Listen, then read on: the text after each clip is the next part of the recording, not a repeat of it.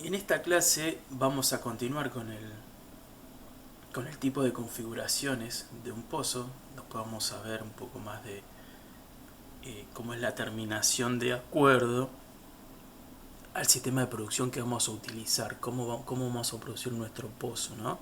Va a depender básicamente de cuántas formaciones, cuántos espesores productores vamos a tener, digamos.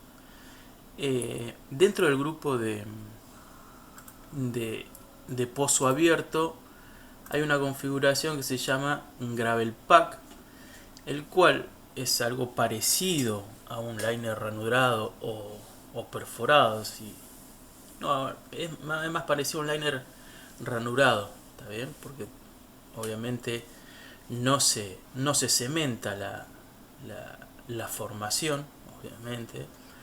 Es pozo abierto.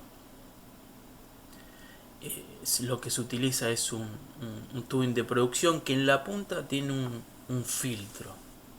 ¿Está bien? A diferencia de un liner ranurado, el filtro tiene orificios mucho más pequeños, digamos, podríamos decir. Tiene una apertura mucho más pequeña que un liner ranurado. ¿Está bien? Y eso le da otro tipo de aplicación, por ejemplo, para formaciones no tan consolidadas, ¿se entiende?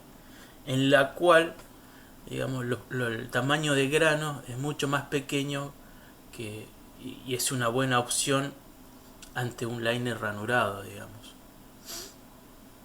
Eh, el procedimiento es bastante sencillo también. Lo que se baja es un tubo de producción con, en la punta tiene un filtro de sólidos. Obviamente esto está,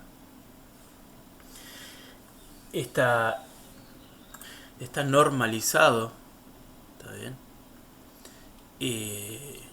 Los filtros más o menos tienen, digamos, las ranuras que como máximo tienen más o menos 0,12 milímetros, andan en esos rangos.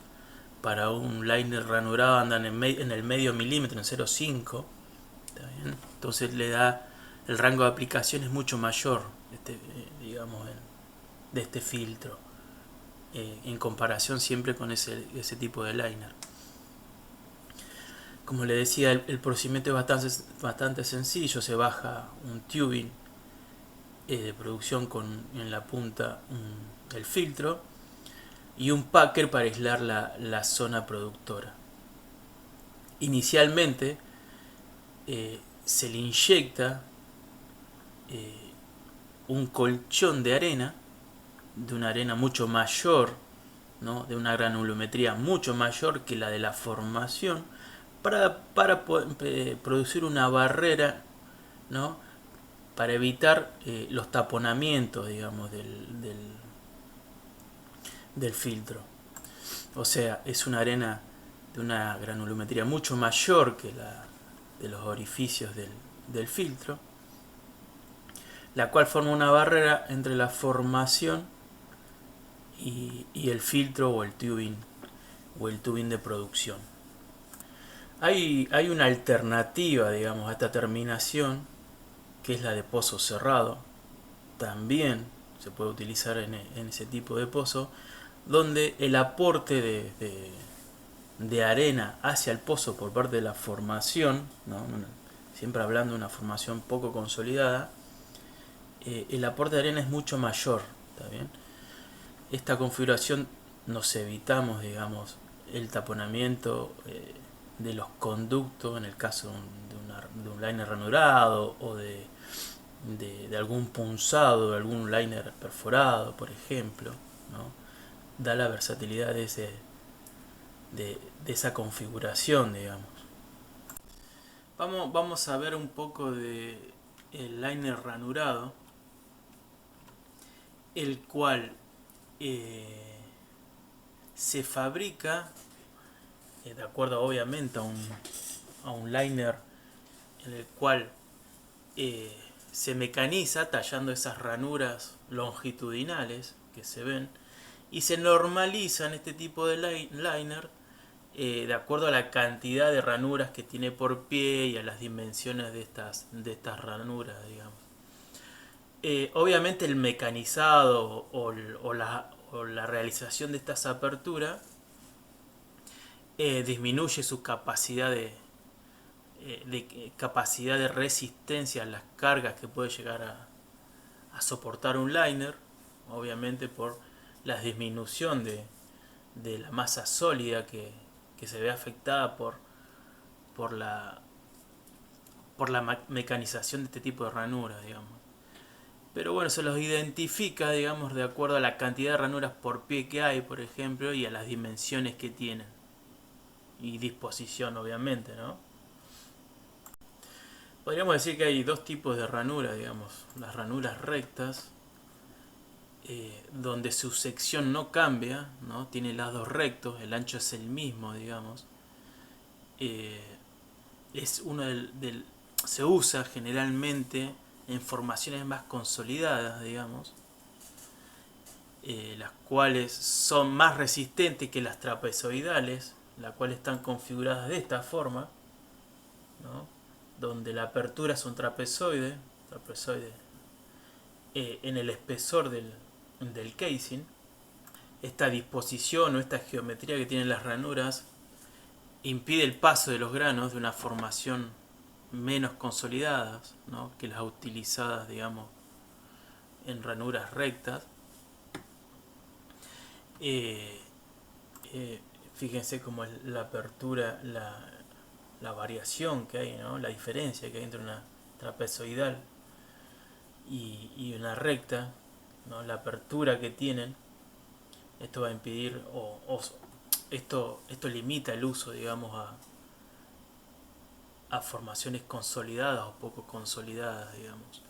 El área ocupado generalmente de una ranura, no, de una ranura no, sino el conjunto de ranuras, en el área total de este liner, digamos, ronda el 6%. Eso quiere decir que el 6% de la superficie del liner, ¿no? Es ocupado por una ranura. O sea que eh, fíjense que el área total ocupada por este tipo de, de abertura no es considerable comparada con el área total del liner, digamos. Eh, Ahora vamos a ver un poco las configuraciones, las distintas configuraciones que quedan, digamos, de acuerdo a la terminación, las configuraciones de una sarta de producción, me refiero, ¿no? Hay variadas, digamos, hay distintas configuraciones de las más usadas. Vamos a ver un par de las más usadas. La primera es donde la tubería de producción, el tubing, está libre, o sea, está libre, no está anclado con ningún packer, digamos. En el caso de un pozo abierto, fíjense que el último casing está por encima de la formación productora, ¿no? Y la producción, el aporte, la formación productora al pozo, la producción, digamos, va por entre columna y por el tubing mismo, digamos, por el tubing de producción.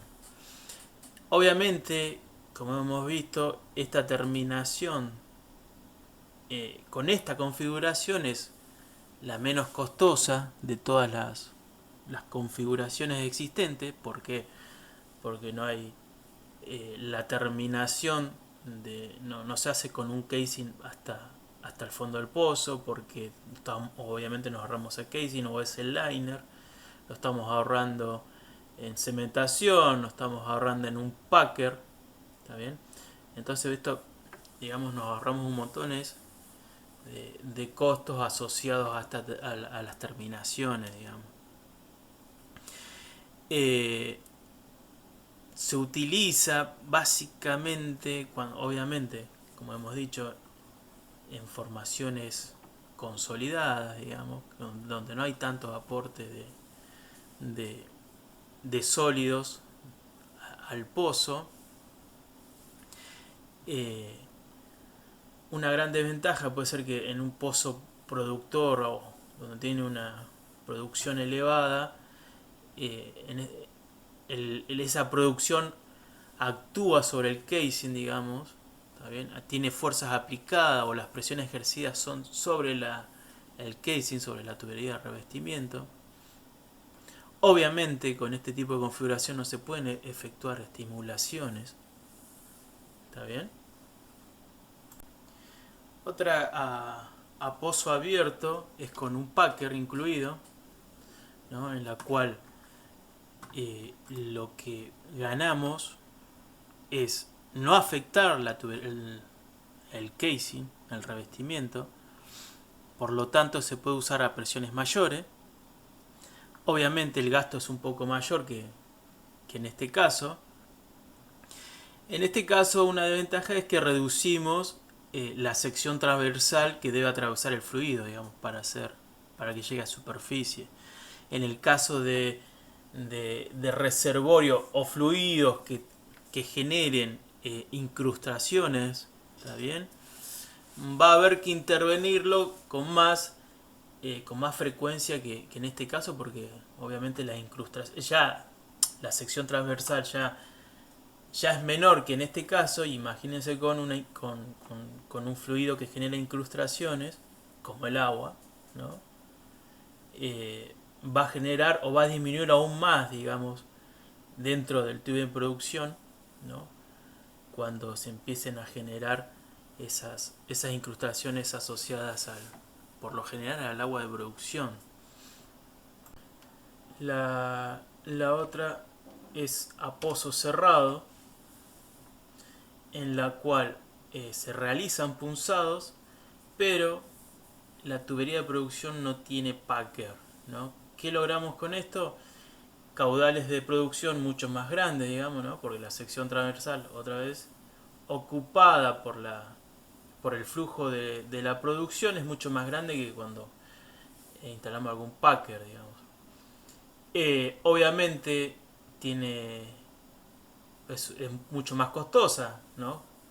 que un pozo abierto, porque va a haber un casing, ¿no? que va hasta el fondo del pozo, y otro porque se va a necesitar la operación de punzados sobre la formación productora. Y la alternativa a esta configuración es la misma pero con packer, ¿no? que básicamente tiene las, no sé, ventajas y desventajas que la configuración donde es pozo abierto pero con tubería de producción con packer. Lo mismo, o sea, se reduce la sección transversal. El problema, podemos tener problemas de incrustación en lo que va a generar alguna intervención futura, digamos, del pozo. Las válvulas de circulación que se ven acá en una tubería de producción, en un tubing, son válvulas que se abren o se cierran para poder ocupar el ancho, digamos, o el anular, si es necesario, para aumentar, digamos, esa sección transversal y facilitar el flujo del fluido de producción.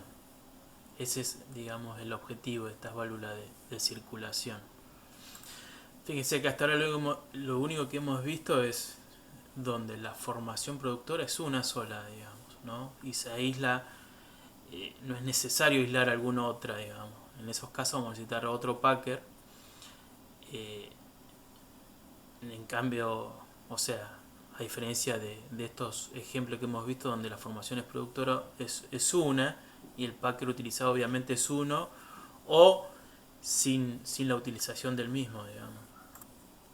Porque en el caso que haya otra formación por encima hay que tomar los recaudos si queremos producir, digamos, esa formación o si queremos aislarla. En ese caso vamos a ver que se utiliza más de un packer para producir las dos formaciones en conjunto o por separado. También hay configuraciones que podemos aprovechar la producción de las dos formaciones por separado o en conjunto, como se ve en este ejemplo, ¿no? Donde hay dos, obviamente a pozo cerrado, donde hay dos packers, los cuales la función es aislar las formaciones productoras.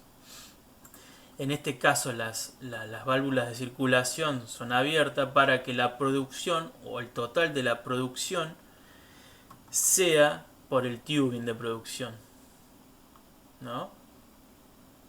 Hay configuraciones en las cuales yo necesito separar estas dos producciones que vamos a ver. Igualmente lo vamos a ver ahora.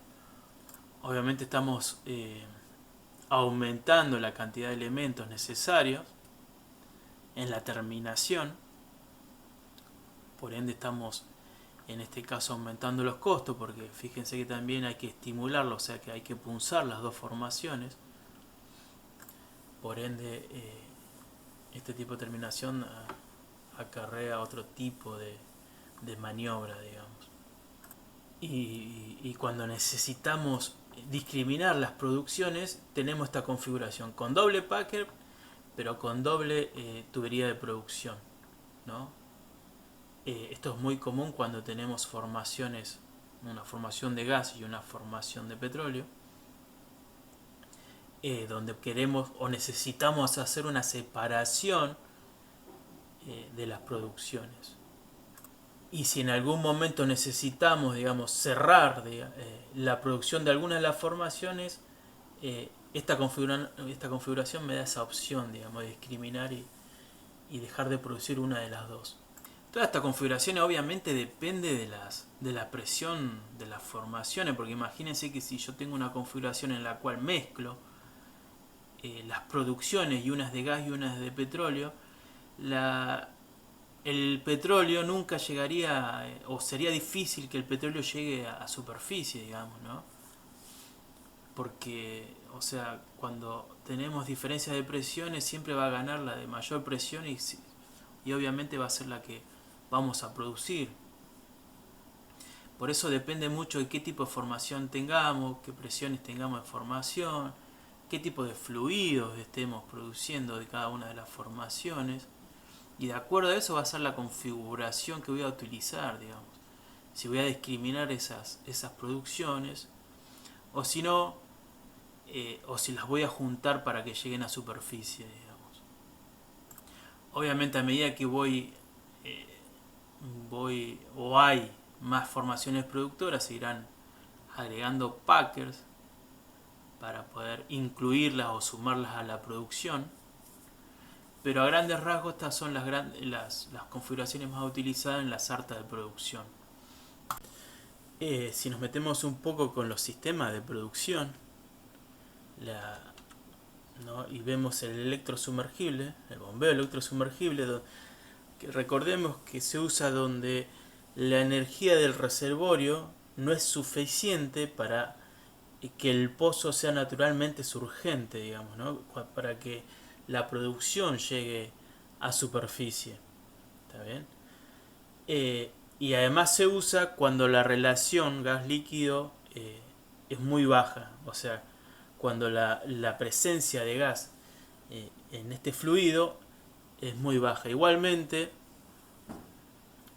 por lo general se le pone un separador de gas para poder separar esa pequeña porción de gas producido que viene del reservorio.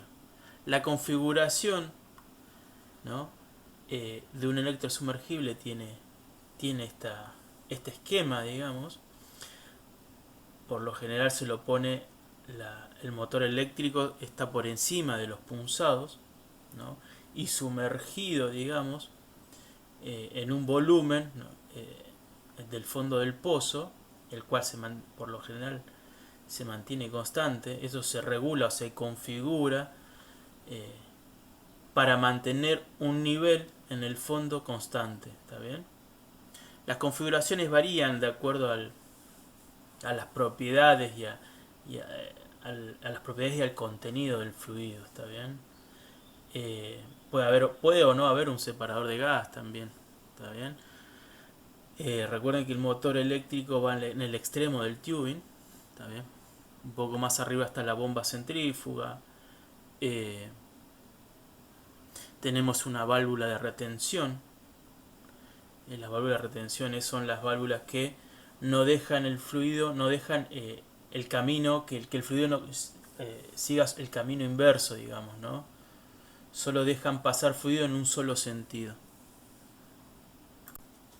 También tenemos dentro de los sistemas de producción el gas lift con algunas otras configuraciones más que el electrosumergible, ¿no? Todo referido a la terminación para este sistema de producción. Y recuerden que este tipo de configuración o este tipo de sistema de producción se utiliza también en reservorios que empiezan a declinar su presión interna, empieza a declinar la energía del reservorio, ¿no? La energía necesaria para que esos fluidos lleguen a superficie.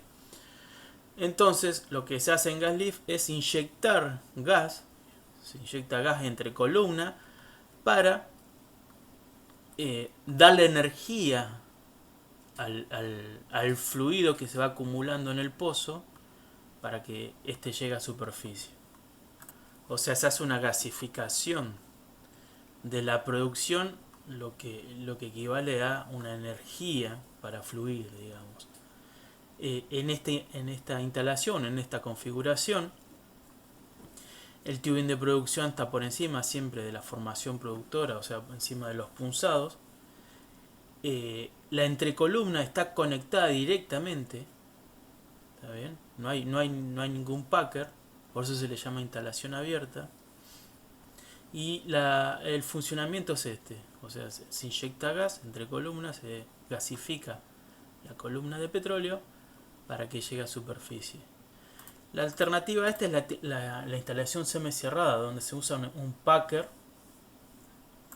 y el gas inyectado solo entra en contacto con la columna de petróleo, digamos, con el fluido, en el tubo de producción, digamos, en el tubing. De esta forma no hay un contacto directo entre la inyección de gas y el petróleo en entrecolumna, digamos, sino que se produce en el tubing de producción. Y la alternativa a la instalación semicerrada es la instalación cerrada, que en configuración parece la misma, pero en la punta del tubing de producción, en la parte inferior, se pone una válvula de pie. Lo que me permite, en este caso, es que el gas inyectado no ingrese, digamos, a la formación productora. O sea, no haya presión del gas contra la formación. Para eso se pone en el fondo del pozo este tipo de válvulas. Y también obviamente la inyección de gas, la interacción entre el gas y el petróleo se produce dentro del tubing de producción. Y por último, solo para mencionarla, viene el bombeo neumático, que es el sistema artificial de producción de los últimos, ¿no?, que se utilizan en la vida productiva de un pozo, ya que después de tener una vida fluyente, podríamos decir, donde el pozo empezó a agotarse, ¿no?, y la energía es muy baja, la del reservorio, se opta, esta es la última opción para elevar el fluido desde el fondo del pozo a superficie. Podríamos decir que en la escala de productividad o índice de productividad, ¿no?, la que me da las condiciones para ver qué sistema de producción pongo, viene el electrosumergible, después viene el bombeo hidráulico, después viene el bombeo neumático y por último el bombeo mecánico, ¿no? Esa es la escala, digamos que pertinente para un reservorio que se va agotando, ¿no? Cuando la energía va bajando, se va optando de acuerdo a esa energía por estos tipos por estos tipos de sistema de producción. Los componentes de este sistema seguramente ya lo han visto en producción, pero básicamente son los mismos para todos los pozos, digamos.